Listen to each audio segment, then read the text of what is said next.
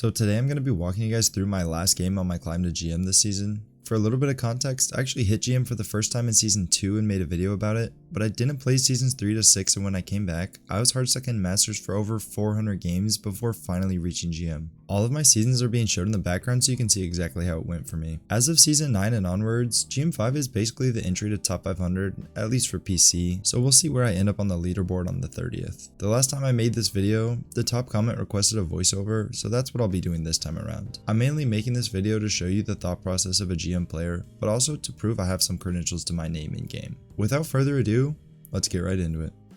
This game was on Rialto, which is one of my favorite maps in Overwatch. I usually choose my support based on what my team is playing, but I'll stick to 3 to 4 comfort picks at the start. For me, those would be Ana, Kiriko, and Baptiste, but it's going to be different for everyone. I decided to go with Ana here since Kiriko was already taken and Rialto has some pretty good sightlines. Ana hasn't been that strong in seasons 9 or 10, but I feel like I can still make her work occasionally, so that's what I'm going for here. On Rialto, I like to set up over here in what I call the Narnia spot. I don't know what it's actually called though. Spots like these are low risk but also low reward since it's really hard for me to hit nades from here. Another thing you need to be careful of is your team leaving your LOS, but I commented on my team where I was playing and they acknowledged me, so I wasn't worried about it. I start every game the same way, which is to scout what DPS they have. I'll always play like they have a Widow and a Sombra until we can confirm that they don't, as those characters can kill you for free if you aren't ready for them. Reloading here was a mistake as my Genji almost dies in my LOS, but everything turned out fine. During this time, I saw Winston and I heard some icicles, so I know they're on Mei. I'm just trying to find their last DPS before I can really let my mental guard down. As they round the corner, Mei starts sending icicles at me, so I use the left wall's cover to allow myself to stay scoped in, which significantly raises my accuracy at this range. Now that my team is fully around the corner, I rotate into a more open position in order to give myself more retreat options in case I get dove. Notice how I rotate during the reload to minimize downtime. We use both Suzu and nade a little early, which allows the enemy to kill our Narissa with a well-timed wall. At this point, the main goal is to live and the secondary goal is to poke for ult charge if possible. I only now realize that their second DPS is Echo, which means I really shouldn't stay in scope for long, since both Mei and Echo have slow moving but hard hitting projectiles. Their monkey overextends, but I make the mistake of healing my Kiriko with 2 shots when she has Suzu. A more valuable play would have been to finish off Winston and force the enemy off the payload. I also don't love my position here, but I don't have time to rotate to the high ground behind me. I look to hit a nade on both my Genji and their Winston, but my Genji dashes out and my nade hits D.Va instead. After they commit Nano and Blizzard here, I decide the fight's over and go to reset on the payload. Since I'm ult tracking, I know they have Primal, Rally, and Copy left for the next fight. This information changes my playstyle as now I want to save sleep for Primal, otherwise I'm almost certainly going to die to it. At this point, I'm just posturing on the high ground looking for an opportunity to hit nade. One of the things I'm waiting for is bubble, as once that cooldown is gone, it should be pretty easy to land. I drop down here trying to nano my Genji since he starts his blade on the low ground, but he immediately dashes back up to high and I can't get LOS on him, so he dies. I then hyper focus on my D.Va and end up out of position, which secures the fight loss for us. I decide I'm not getting enough value on Ana and want to switch, so I dump nano. Usually, ults are strong enough that I would recommend not doing this, but we were getting rolled and I really wanted to switch it up. Objectively, the nano is bad, but I don't really care since I was going to switch either way. I picked Moira because I wanted survivability against a dive and Kiriko was already taken. I also like how Coalescence can heal through a bubble. There's not much to talk about in this fight. I'm trying to do damage where I can and only using Fade when I truly need it. Notice how I haven't used Fade once since I got out of spawn.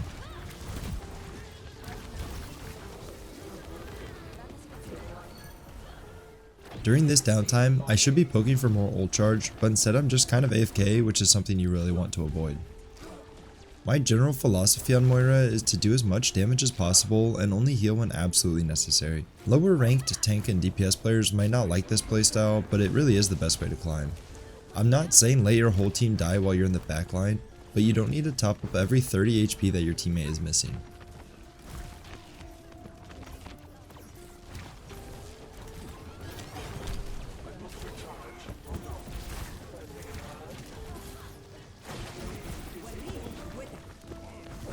The next fight, my Genji dies early in Narnia, and my D.Va gets slept before she can remech, which is an automatic teamfight loss. I reset on payload while charging my ult as much as I can. I'm not very optimistic about this game, seeing as how we can't win a fight and I feel like my Genji is dying too early, but I'm still just going to do what I can. Blaming your teammates is a surefire way to make the situation worse, so I highly recommend doing as little of that as possible. You can't control anyone but yourself, so don't try to. I think mentality plays a big part in why I've made it so far in the ranks. I'm always focused on myself and what I can do better instead of trying to blame my team for everything.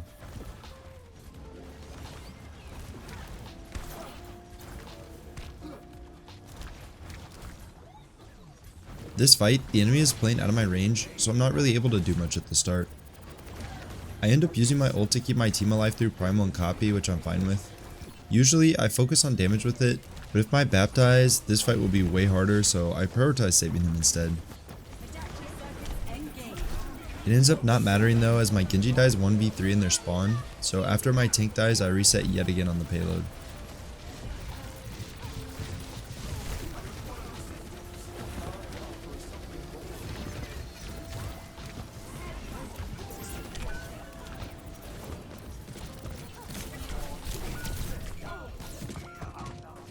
We get another fight here, but a nanoed Winston zones 3 different members of our team, and the enemy ends up capping with 2.5 minutes left.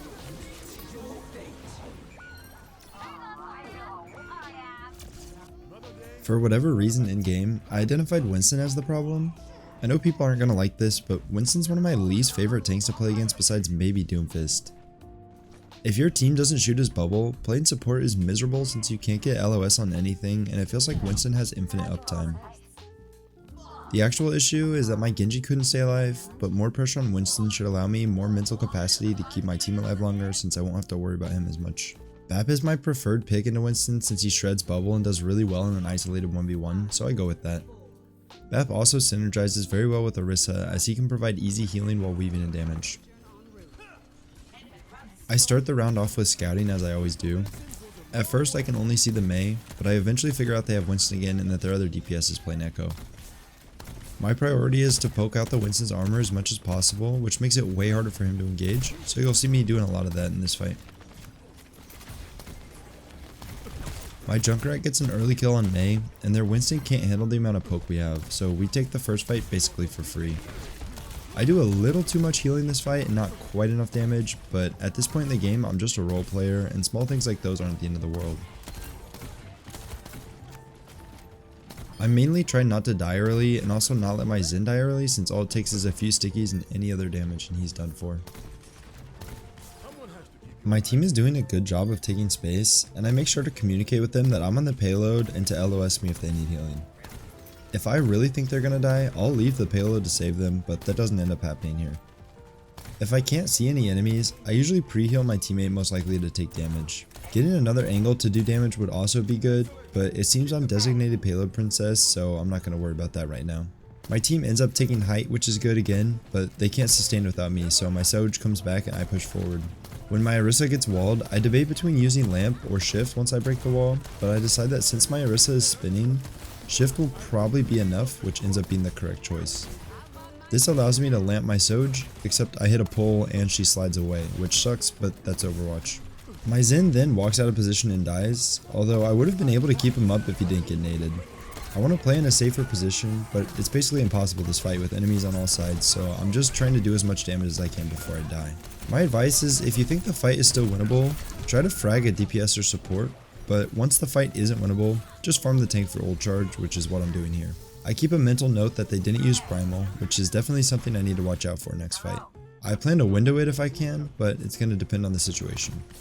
Since both Bap and Zen are good targets for a Winston and primal, I check and confirm that my Zen has his ult. This knowledge allows me to not throw lamp for him, as I know he can ult to live whenever, and then I can have my lamp for later.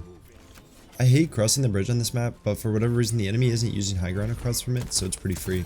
Notice how here, Winston just starts walking at me and my Zen when he has no support, which at least at my elo is a sure sign that he's going to ult. I'm going to pause the VOD very quickly to talk to you about telegraphing, which is what the Winston was doing here. It's very beneficial to learn these signs so that you can know when you're about to get ulted. The easiest characters to read are Reaper, Pharah, and Tracer in my opinion. If any of these characters just stop shooting while walking at you, you can be 100% sure they're about to ult. Other characters that have signs that are a bit more subtle but still easy to read once you're used to them are Winston, Ryan, Zarya, Cass, Echo, and a couple more, but I'll let you figure out what each of their specific tells are for yourself. Alright, back to the VOD. My Zen discorded the Winston before using his ult, so now he's very killable despite being in primal. I used my shift a little too early, but since I have Harmony, it's not going to cost me my life. I take an icicle to the face and immediately lamp despite being at 100 HP because one more May icicle to the head and I'm dead. Realistically, all I need to do here is live and we win the fight since we got early kills while the Winston was diving. After we clean up, their supports make a huge mistake here and don't reset with the team. So instead of getting another 5v5 on this point, we instead get a long string of staggers.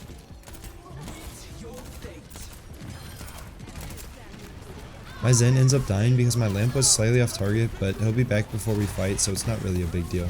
After every fight, I'll bring up the scoreboard to check for any swaps and help remind myself of any ults they used during the fight. I remember that they used Primal, Blizzard, and Rally, and they've switched from Winston and Mei to Zarya and Venture. This doesn't change how I need to play, but it does mean if my Orisa's critical, Spin's not going to save her and I'll have to lamp her instead. Their DPS end up feeding this fight, which puts us at a man advantage. I went with a choke despite there not being a whole lot happening because I don't want Zarya to be able to use the right side of the archway for cover. I make a mistake here and don't lamp my Orisa right away, but my team is good enough to live and the payload keeps moving forward.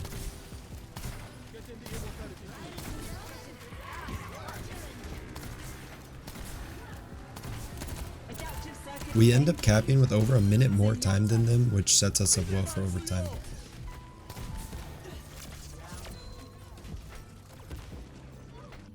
By now, I've realized I don't need to do anything crazy to win this game. I just need to apply constant pressure, not waste my abilities, and not get picked, so I stick with Bap. I'm not peeking aggressively at the start because I can't afford to die, so you'll see me play pretty safely this entire fight. I noticed they're on Winston again, so my plan is just to poke him out as much as possible before he can get value.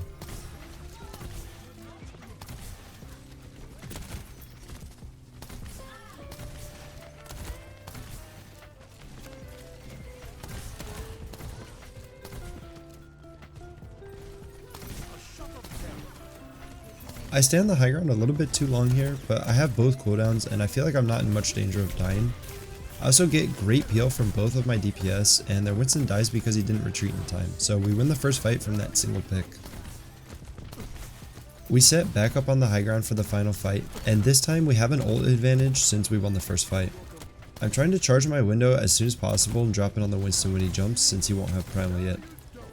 I ended up lamping my Junkrat here because I have a pretty bad habit of being late with my Suzus and lamps, but I think in hindsight this was premature and a pretty big misplay.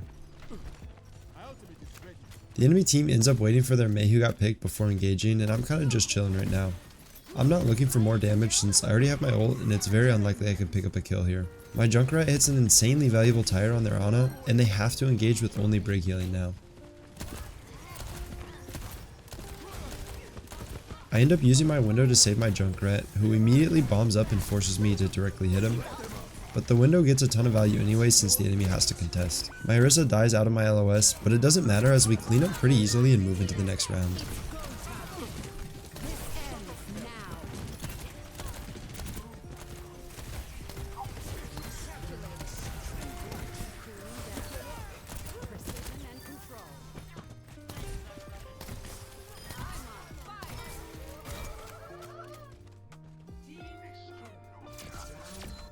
I stick with Bap simply because it's working at this point and start my scouting like I always do. I noticed that their Mei is on Reaper now, but otherwise their comp is the same. I prefer playing into a Reaper as it's easy to space him out, whereas the Mei wall had already gotten my Orisa killed multiple times this game. My entire team finds a way to be critical at the same time, so I'm going to do a lot of heal botting this fight. I can't really weave in damage right now since I'm playing in a safe position where the enemy can't see me. When my Orisa gets weak, I tunnel vision pretty hard and just start blindly walking at her, which allows the Reaper to force my lamp out, which is 100% my fault.